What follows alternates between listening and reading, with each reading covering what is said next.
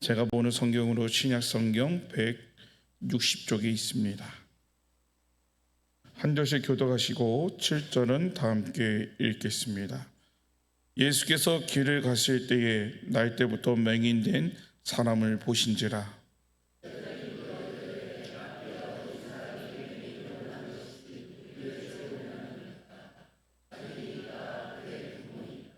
예수께서 대답하시되 이 사람이나 그 부모의 죄로 인한 것이 아니라 그에게서 하나님이 하시는 일을 나타내고자 하심이라.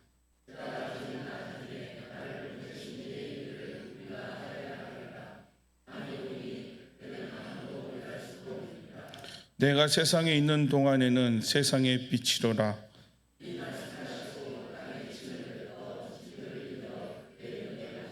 다 같이 읽겠습니다. 이르시되 실로암 목가에 가서 씻으라 하시니 실로암은 번역하면 보냄받았다 뜻이라. 이에 가서 씻고 밝은 눈으로 왔더라. 아멘. 할렐루야. 우리 옆에 분들과 이렇게 인사하겠습니다. 당신 하나님의 걸작품입니다. 할렐루야. 어린아이들이 영어를 배우기 전에 영어 알파벳을 한글로 읽을 때가 있지요.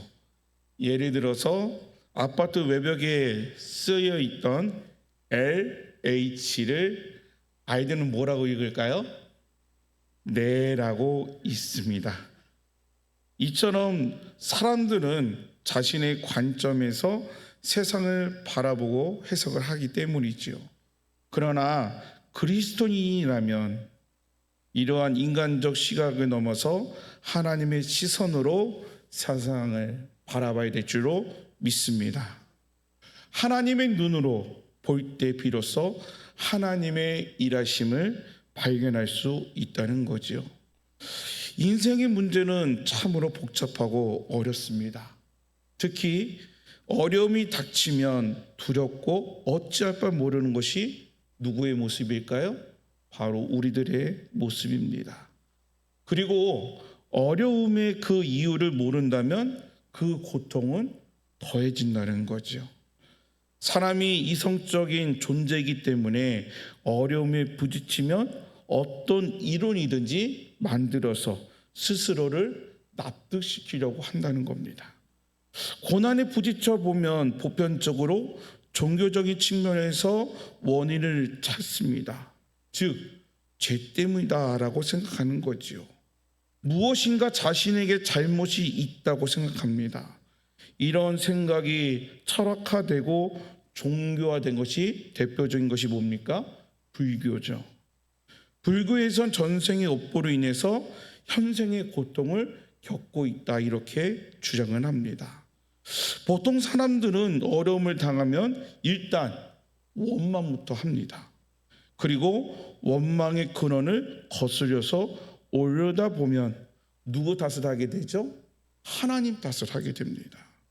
왜 이런 부모를 주셨는지, 왜 이런 나라에서 나를 태어나게 하셨는지 라고 하면서 원망하게 돼 있다는 겁니다. 그렇게 고통의 원인을 죄로 또는 남의 탓으로 돌리다 보면 변하지 않고 아무것도 바뀌어지지 않으면 결국은 뭘 탓이요? 자기 운명이다라고 이렇게 얘기하는 겁니다. 그런데 여러분, 오늘 1절 말씀 우리 다 같이 읽겠습니다. 시작.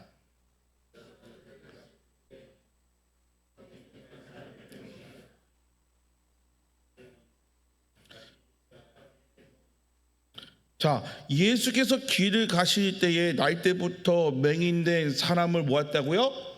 보신지라 했어요. 날 때부터 맹인이었으니 얼마나 불편하고 어려운 삶을 살았겠습니까? 여러분 생각해 보십시오.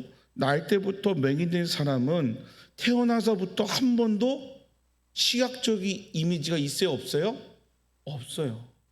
중간에 장님이 됐다 그러면 과거에 본인들이 봤던 그 모습들을 형상화할 수 있는데 태어날 때부터 아무것도 보지 못한 사람들은 그 형상을 만들 수가 없다는 거죠.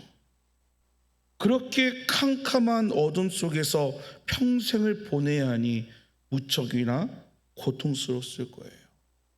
그래서 2절 말씀에 보면 제자들이 물어 이르되 랍비여 이 사람의 맹인으로 난 것이 누구의 죄로 인함이니까?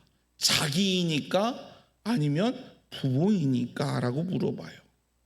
그들의 질문의 핵심은 누구 탓이냐라고 묻는 것은 결국 누구 탓하는 거예요? 하나님 탓하는 겁니다. 그런데 이 상황을 보시면 예수님의 대답은 누구의 탓이라고 얘기합니까? 그 사람입니까? 아니면 부모입니까? 아무 탓하지 않아요. 우리 3절 4절 말씀 우리 다 같이 읽읍시다. 시작.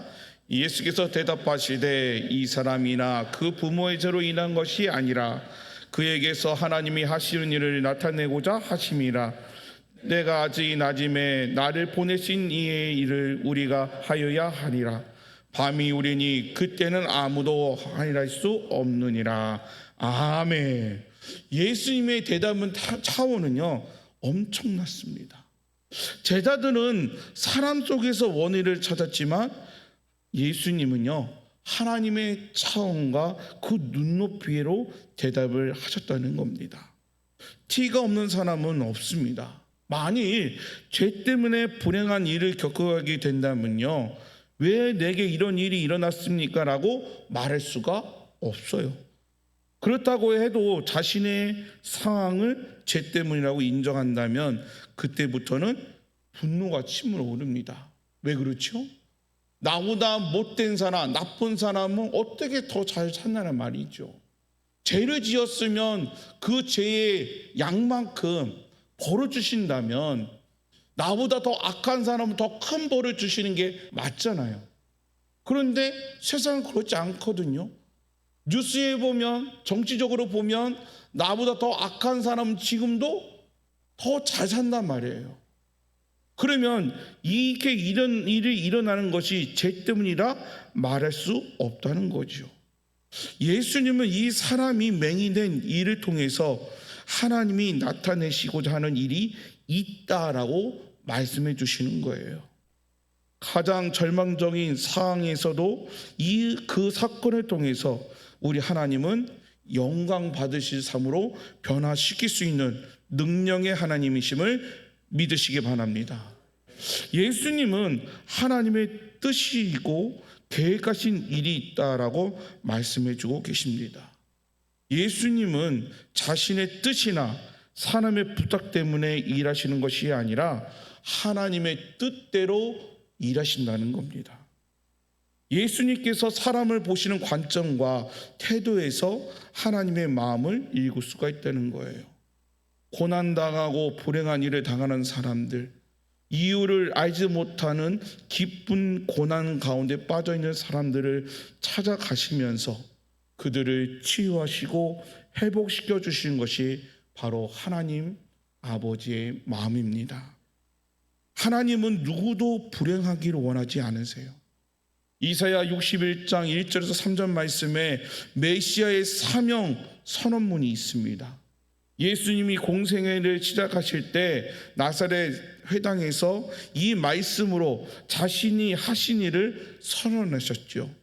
누가복음 4장 18절 19절의 말씀에 보면 주의 성령이 내게 임하셨으니 이는 가난한 자에게 복음을 전하게 하시려고 내게 기름을 부으시고 나를 보내사 포로된 자에게 자유를 눈먼 자에게 다시 보게 하심을 전파하며 눌린 자를 자유롭게 하고 주의 은혜를 전파하게 하려 하심이라. 할렐루야. 하나님이 나타내고자 하시는 일은 우리를 살리시고 구원하시기 위해서. 할렐루야. 베드로 3장 9절에도 이렇게 기록하고 있습니다. 주의 약속은 어떤 이에게는 더디다고 생각하는 것 같이 더딘 것이 아니라 오직 주께서는 너희를 대하여 오래 참으사 아무도 멸망하지 아니하고 다 회개하기를 이르기를 원하시느니라. 하나님은 지금도 기다리고 계시고 참고 계시고 주님 곁으로 오기를 지금도 원하시는 것이 하나님의 마음입니다. 여러분, 요나서를 읽어보면 니느웨 성에 대한 이야기가 나옵니다. 하나님은 가장 잔인하고 음란했던 아수르의 도성을 요나를 통해서 회개하시고 구원하시기를 원하셨습니다. 그들로 불로 멸망시키는 것이 아니라 그들이 회개하고 돌아오기를 원하시는 것이 바로 하나님 마음입니다.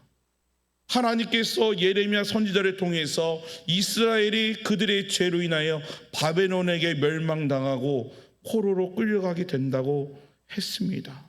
그러나 예레미야 29장 11절의 말씀에 보면 여호와의 말씀이니라 너희를 향한 나의 생각을 내가 아나니 평안이요 재앙이 아니니라 너희에게 미래와 희망을 주는 것이니라 라고 말씀해 주고 있습니다. 우리는 하나님의 생각을 판단합니다. 하나님의 뜻을 안다고 합니다. 그러나 하나님의 뜻은 하나님만이 아십니다. 우리가 생명의 길을 떠나서 멸망의 길로 갈 때에 하나님은 우리를 치시고 징계하시지만 그러나 우리가 근심하며 고생할 때 하나님도 마음 아파하시고 징계의 과정에서 우리를 도와주십니다. 요한복음 3장 16절에 이렇게 말씀하고 계시지 않습니까? 하나님이 세상을 이처럼 사랑하사 독생자를 주셨으니 이는 그를 믿는 자마다 멸망치 않고 영생을 얻게 하려 하심이라 말씀해 주고 계십니다. 하나님이 자신의 독생자를 이 세상에 보내심은 세상을 심판하심이 아니라 구원하시기 위하여 독생자 예수 그리스도를 우리들에게 보내주신 겁니다.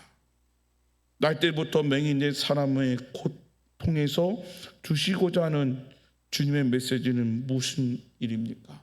바로 하나님의 일을 하신다는 겁니다.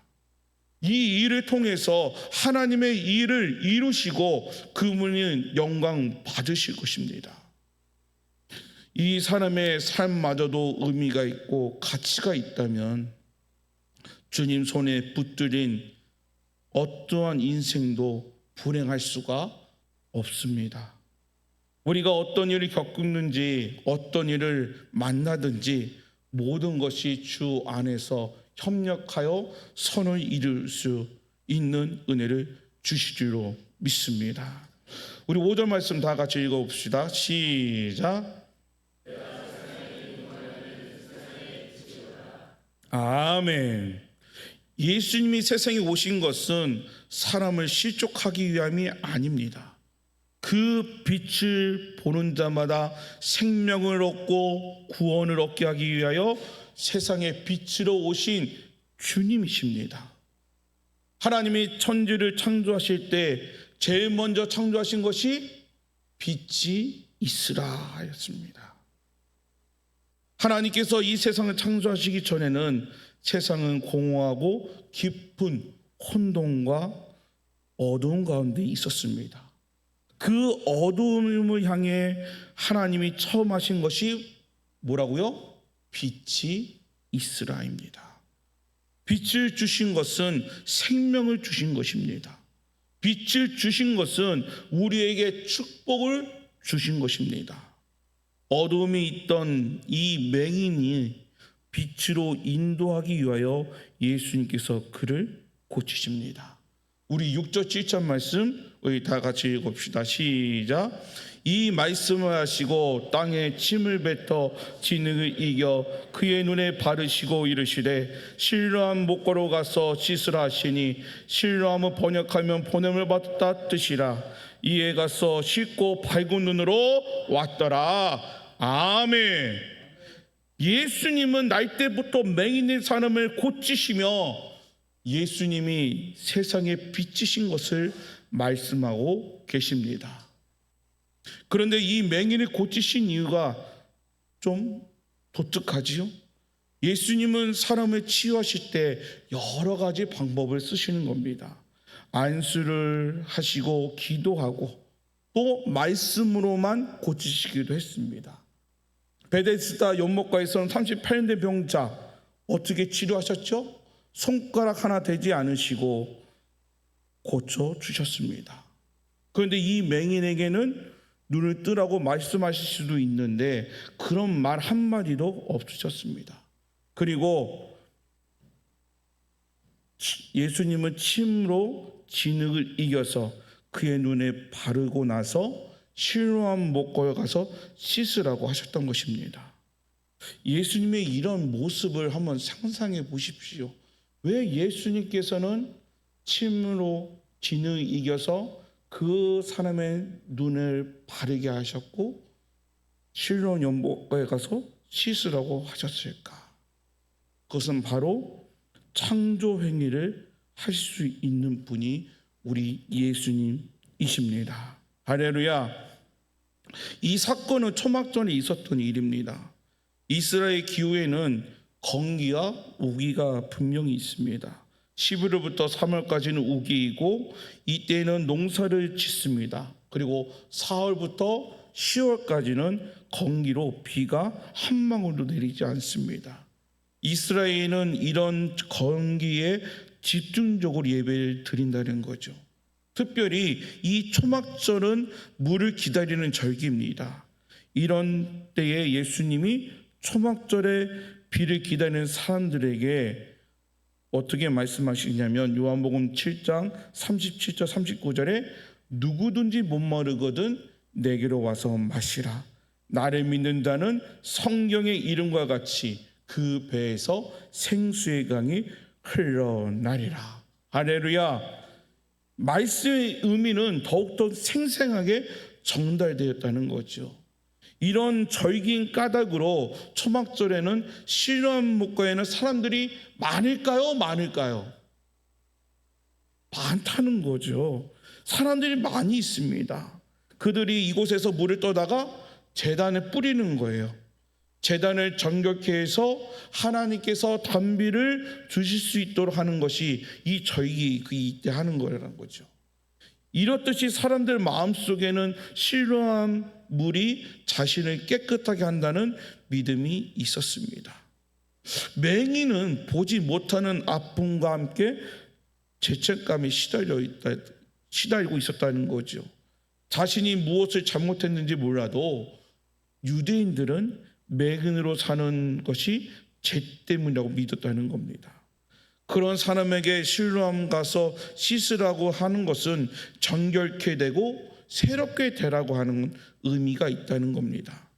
그래서 예수님은 실로암에 가서 눈을 씻어 눈을 뜰 뿐만 아니라 그의 죄책까지도 씻어 주셨다는 겁니다. 자신의 장님이며 영적인 맹인이라는 것을 알고 가난한 마음으로 하나님께 나아가면 누구든지 눈을 뜰 수 있습니다. 그러나 문제는 자신을 보고 있으면 안다고 생각하기 때문에 빛이신 예수님께 나아가지 않는다는 거예요. 자신이 스스로 본다고 생각하니까 빛이 외면하게 된다는 겁니다. 빛을 찾아가지 않기 때문에 오히려 사람들은 맹이 된다는 거죠. 자신들이 본다고 생각하는 사람들 바로 누구일까요? 바리새인들이라는 겁니다. 우리는 성경에 보면 이 바리새인들이 얼마나 무지하고 분별력이 없다는 것을 알게 됩니다. 빛이신 주님이 곁에 계신데도 전혀 깨닫지 못하고 영적인 맹인들이며 자신들이 맹인인지도 모르는 맹인이라는 거죠. 예수님은 일부러 안식일에 이 사람들을 고쳤어요. 이미 태어날 때부터 눈먼 사람은 하루쯤이야. 하루 건너서 안식일이 아닌 평일날에 고칠 수도 있잖아요. 근데 왜 하물며 예수님은 이 안식일에 이 일을 행하셨냐는 거죠. 예수님이 진흙을 이기시고 눈에 바르는 것은 안식일에 범하는 것이에요. 그래서 그들 사이에 논쟁이 일어난 겁니다. 맹이 눈 뜨는 것이 너무나 기쁜 일입니다. 그리고 그 눈을 뜨게 한 예수님이 얼마나 굉장합니까? 그러나 이들은 안식일을 지키지 않은 것을 보니 다른 것은 보이지 않는다는 겁니다. 예수님이 하나님께로부터 난 자가 아니라고 단정 지었기 때문에, 하나님께로 온 자가 아니라면 어디로부터 온 자입니까? 사탄으로부터 온 자라고 소리를 낼 수 있다는 거죠. 그래도 상식이 있는 사람은 그 소리에 반대하고 그들까지 서로 논쟁을 합니다. 이웃의 많은 사람들이 그가 맹인으로 구걸하면서 살았던 사람이라고 증거하고 있습니다. 그런데도 불구하고 그들은 그것을 믿지 않는다는 거예요. 바리새인들은 시기심과 교만과 편견과 그 지위 때문에 예수님에 대한 결론을 내리고, 그 결론은 그들의 눈을 완전히 어떻게 한다고요? 가리웠다는 겁니다. 진짜 맹인은 예수님을 보고도 믿지 못하는 사람입니다. 여러분 한번 생각해 보십시오. 살아계신 예수님을 믿으십니까?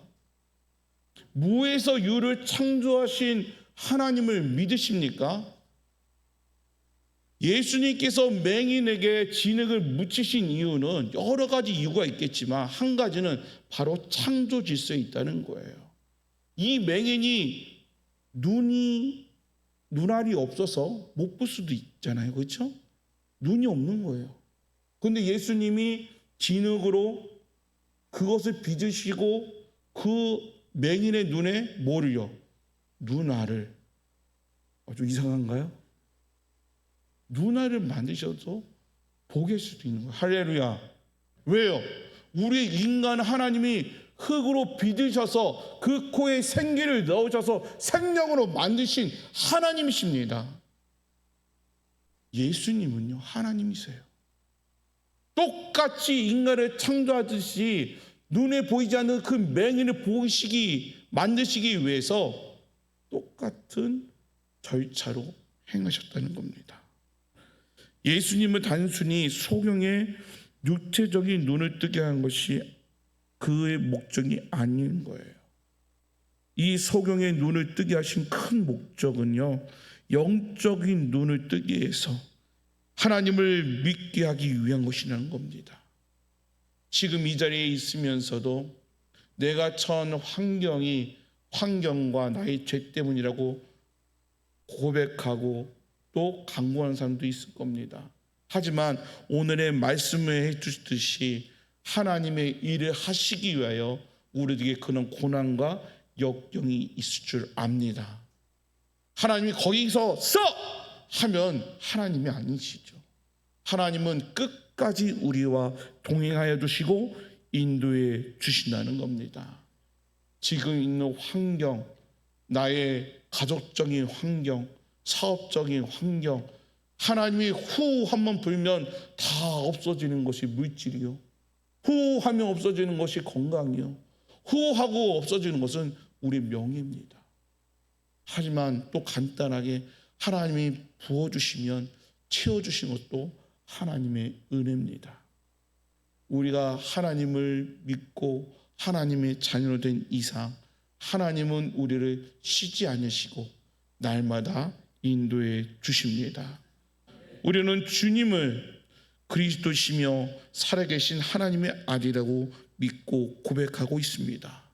그래야 우리의 삶이 변화가 됩니다. 예수님을 만나고도 고통 중에 있을 수 있지만 그 와중에도 찬양하고 경배할 수만 있다면 우리는 이미 승리한 삶입니다. 더 이상 어두움에 두려워하지 마시고 생명 되신 주님께 우리 모든 것을 맡기고 우리와 동행해 주시고 우리에게 승리 주시는 그 예수님께 감사하며 그 감사를 통해 승리의 삶 맛보는 우리가 되어야 될 줄로 믿습니다. 기도하시겠습니다. 사랑의 하나님 아버지, 감사합니다. 실로암의 맹인을 통해서 다시 한번 주님을 믿음의 눈으로 바라볼 수 있도록 인도해 주시니 감사합니다. 우리들에게 고통과 아픔이 우리의 죄로 인한 것이 아닌 하나님의 큰 뜻이 있음을 믿고 예수님을 의지하여 하나님의 큰 뜻을 이루어졌음을 간증하는 우리가 될 수 있도록 인도하여 주옵소서. 예수님의 이름으로 기도하옵나이다. 아멘.